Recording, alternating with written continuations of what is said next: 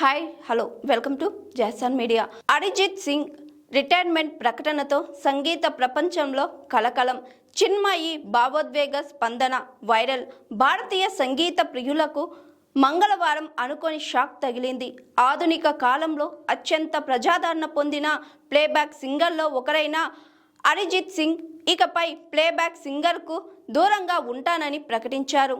కొత్త ప్రాజెక్టులు ఏమీ తీసుకోబోనని స్పష్టం చేయడంతో ఈ వార్త సంగీత ప్రపంచాన్ని ఒక్కసారిగా కుదిపేసింది. సోషల్ మీడియా వేదికగా ఆయన చేసిన ఈ ప్రకటనపై అభిమానులు, సంగీతకారులు, గాయకులు భావోద్వేగంగా స్పందిస్తున్నారు.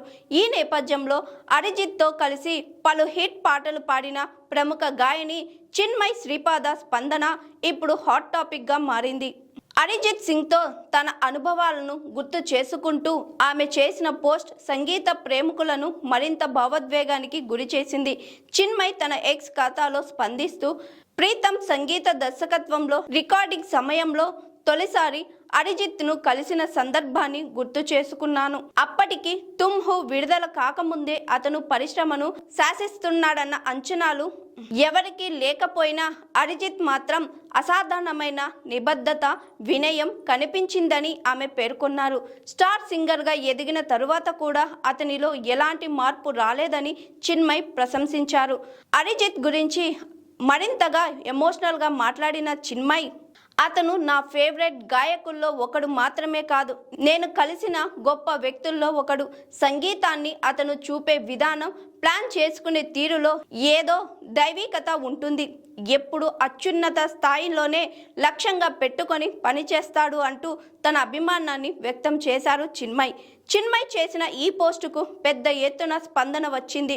ఓ యూజర్, మీరు ఓ పురుషుడి గురించి ఇలా మంచి మాటలు చెప్పడం బాగుంది అని కామెంట్ చేయగా దానికి ఆమె ఇచ్చిన సమాధానం మరోసారి చర్చకు దారితీసింది.